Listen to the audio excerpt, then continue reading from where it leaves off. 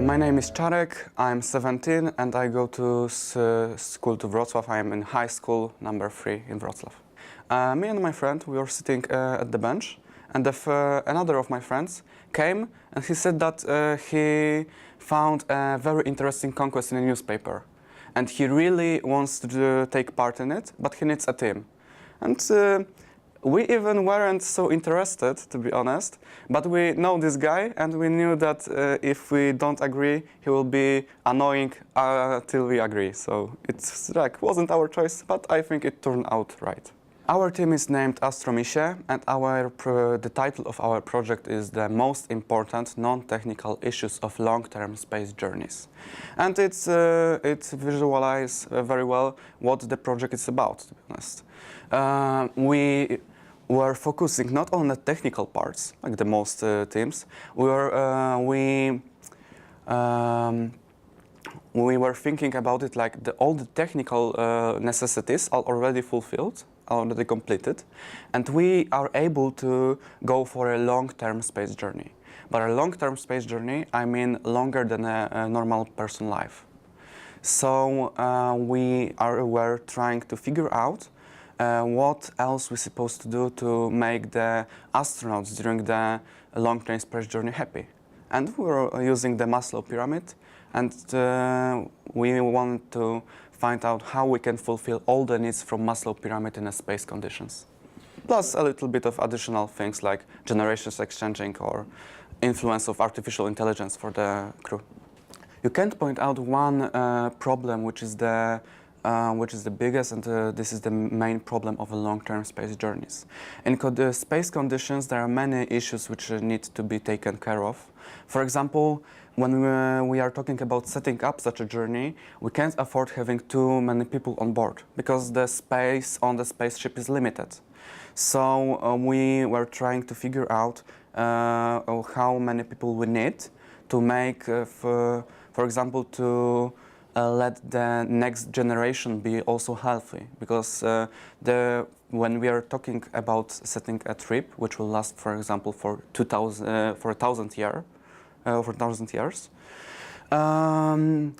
there is an issue of too close genetic relationship between the astronauts, because it may lead for example, genetic diseases, which are we don't have this issue on the Earth because we've got like 8 billion people right now. So, but in space, it's a real issue. I think that gathering the knowledge and making of the part of making the project was the most interesting for me. Not even presenting it, but the fact of making it. I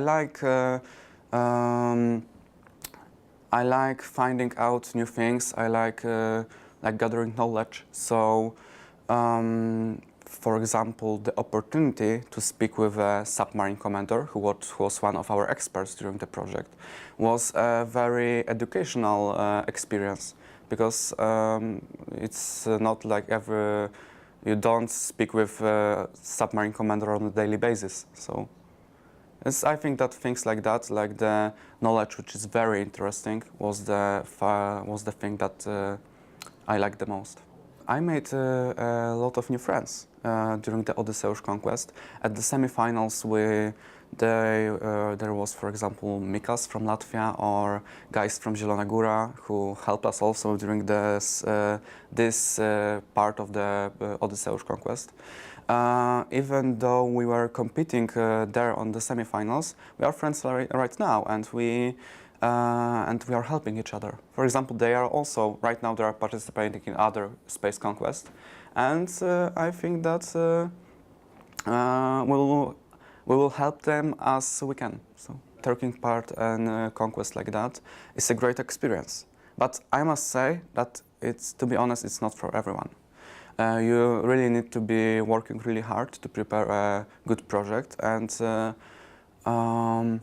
but it's definitely worth all the effort, because the Odysseus conquest is very rewarding.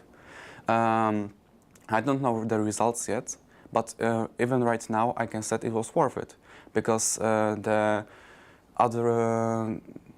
it gave me the opportunity to visit the places I never even imagined to visit, and to know the people I never even imagined to meet. So I just like to taking part in many different projects. I like competing, to be honest, and this was the main thing that gave me the force to fulfill the project, to complete the project, and to do all the research we've done for the Odysseus conquest.